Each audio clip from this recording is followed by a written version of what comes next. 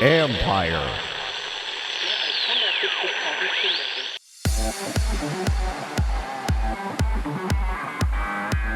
Access to travel sports needs real solutions.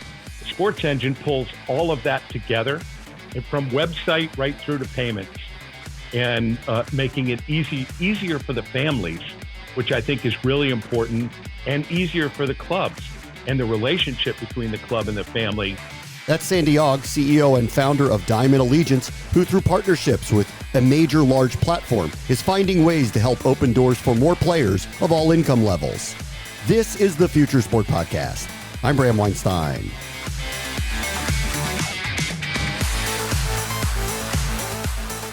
As you will hear, the efforts that Sandy's group started with really were based in philanthropy, making sure that doors were open for all athletes of all socioeconomic levels. The core mission remains intact, but there are other issues for all travel teams to keep the sport affordable, and he's addressing those as well.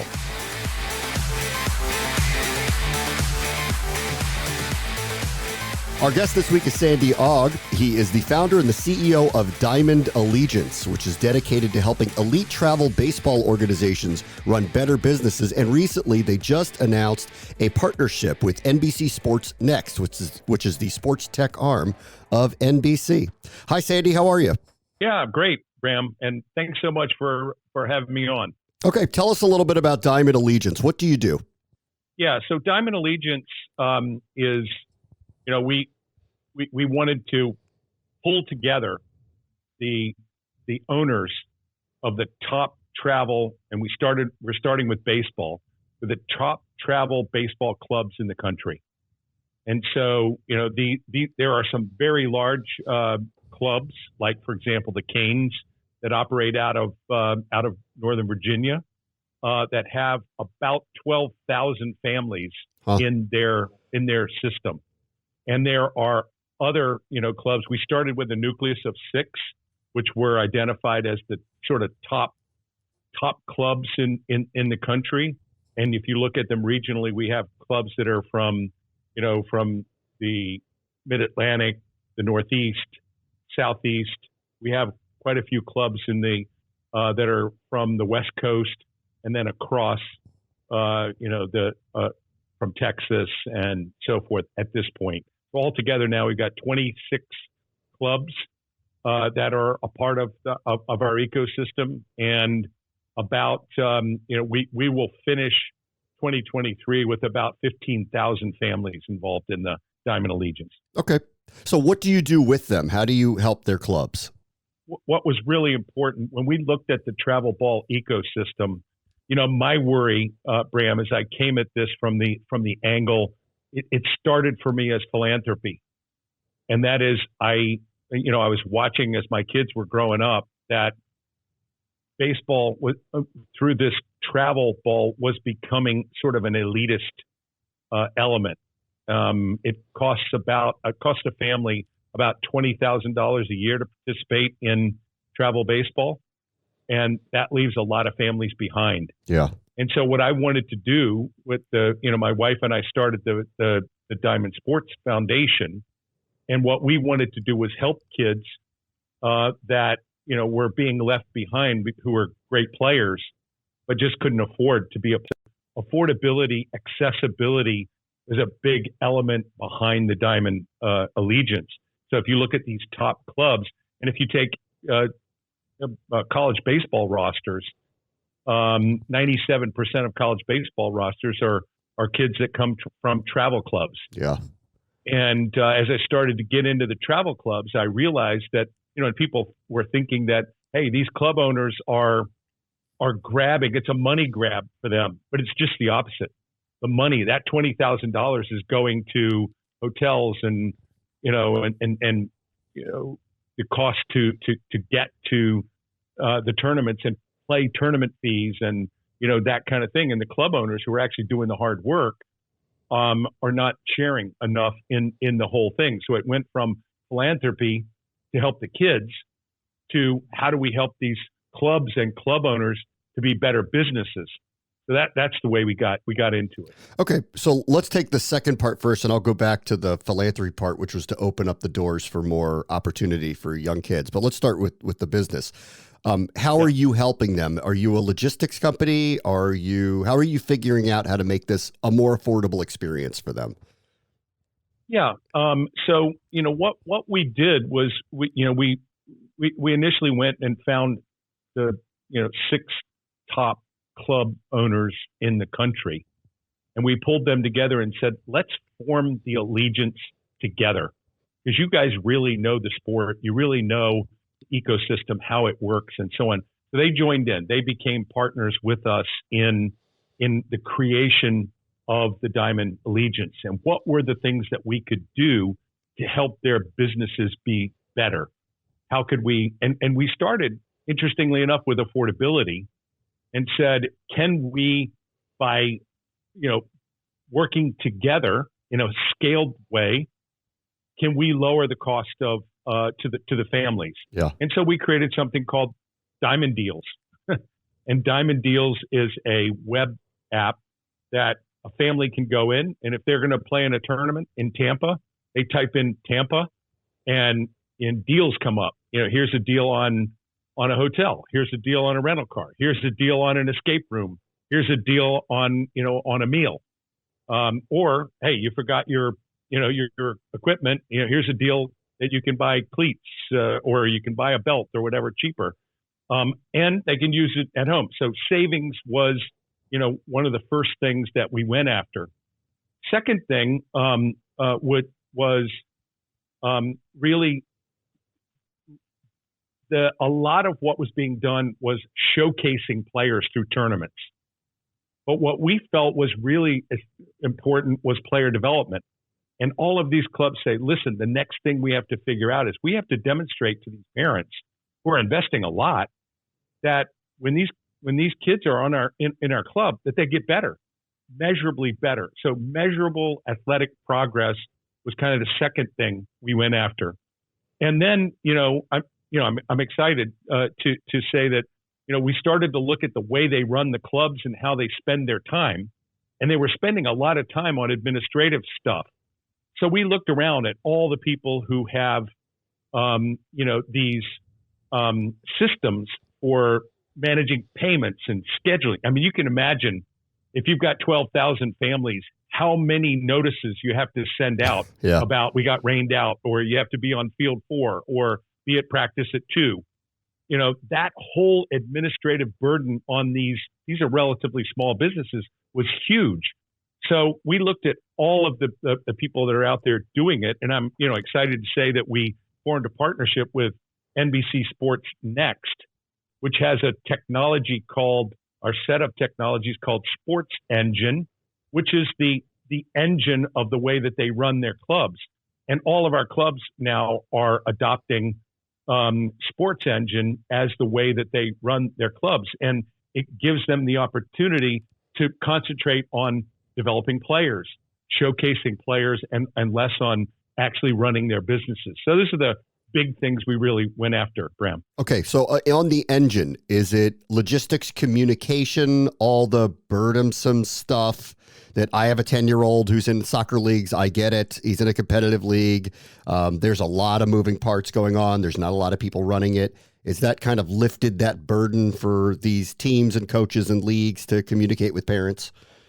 Yeah, Bram, you got it. You got it exactly right. And you've got your son is playing in an elite, sort of travel soccer, kind of thing.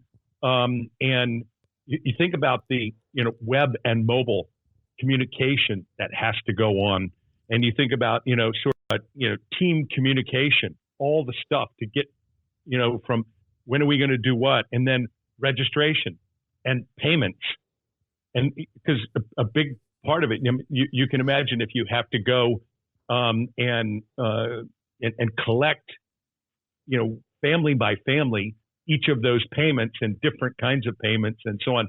So the Sports Engine pulls all of that together, and from website right through to payments, and making it easier for the families, which I think is really important. and easier for the clubs, and the relationship between the club and the family, being easier, which is an important thing for us. And by all of us, the clubs being on the same system, there are also inter-club kind of benefits that come with that too. This episode is brought to you by Chalk and Dog, which brings together the vast experience and expertise of two of the brightest agencies in media, sports, wagering, and gaming. With deep roots in the UK and the US, the agency offers expert guidance in everything from market entry to market expansion for startups as well as established global brands, powered by best-in-class communication and creative experts. Chalk and Dog has vast international experience and delivers results-oriented, tailor-made solutions for B2B and B2C organizations. Let's talk about player development for a moment. When you talk about that with young players, are you talking about better coaching? Are you talking about wearable data? How are you trying to put into action metrics for players and their families to see improvement? Yeah, it's a cool question because, the thing that we wanted to do was, measurable athletic progress. And if I'm a parent, I can, in a school setting, I get regular reports about academic progress. Well, why shouldn't I get, if I'm in a developmental program, why shouldn't I get measurable athletic progress? So what does that mean? So we boiled it down, and we have an app called Curve. And Curve does, measures three things: brain, body, ball. So in the first element, what are the ball measures?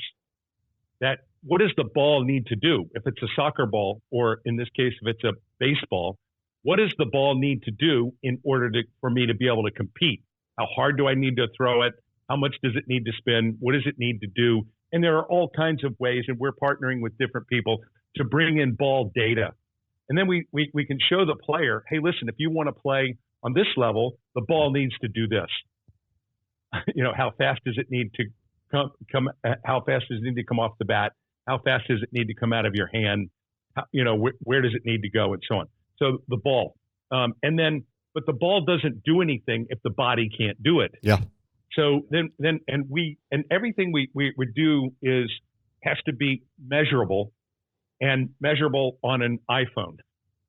So we have, we work with 3Motion AI. We have artificial intelligence and computer vision that we measure the body.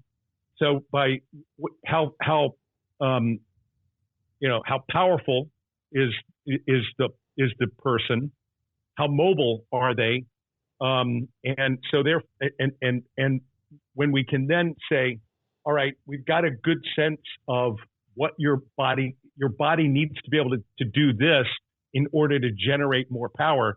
And then it gives you a prescription, and you get a daily program that says, hey, if you want to improve your power score, you want to improve your mobility score, or your flexibility score, you need to do the following things. And then we're making the connection between the body and the ball.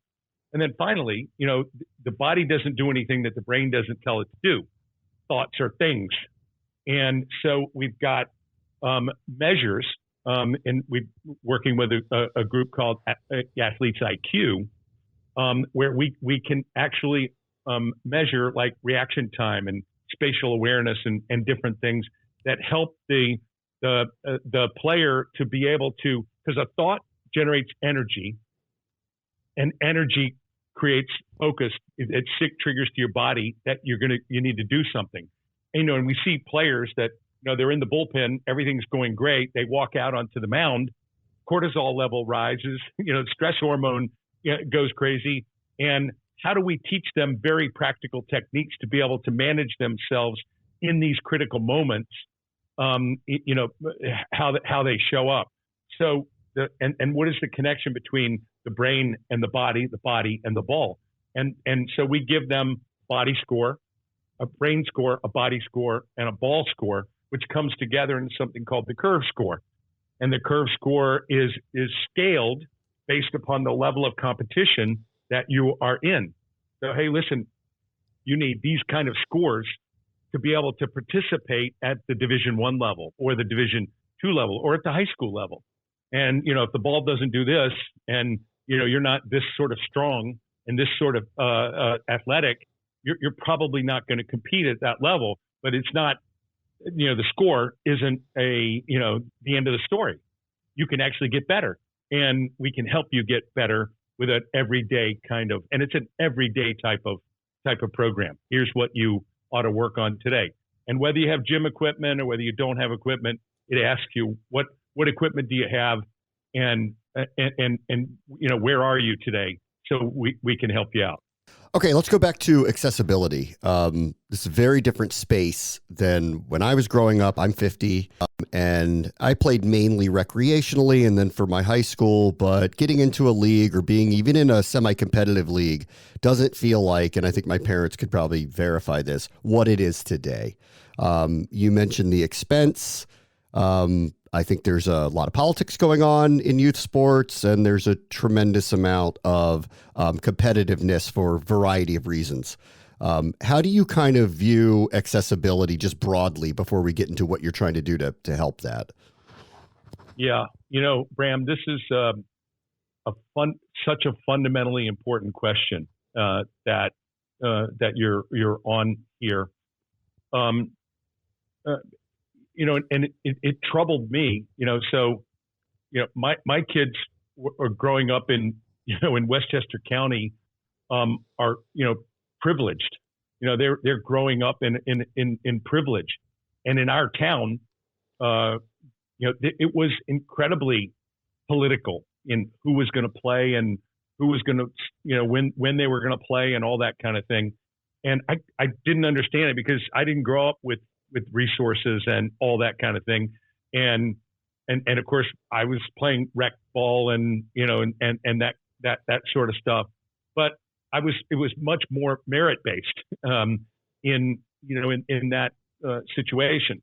And I was concerned. So, we started to think about, there are kids just close by in New York City, in Queens and in Bronx and so on, that we're growing up with all this privilege, and they're not.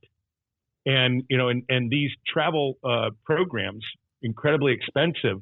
And so I met a ex-major league guy who said, hey, what if we put together a team that is, like the best players, and regardless of what they can afford or what have you, and put them together. And so now there's an opportunity for my kids to be with other kids, privileged or not privileged. They're just, who's the best player? And let's see if we can strip as much of the politics out of it as we can. And that's when I started to understand exactly what you say. There's a lot of kids that we're leaving behind. They don't play baseball because it's just too expensive, or they don't play soccer because it's just too expensive, or hockey or whatever. And so I said, well, what if we said, if you come and try out, if you can make the team, expenses off the table, which is exactly what we did. And, we started to offer partial, sort of, let's fill in the gap of, to help the players be able to participate.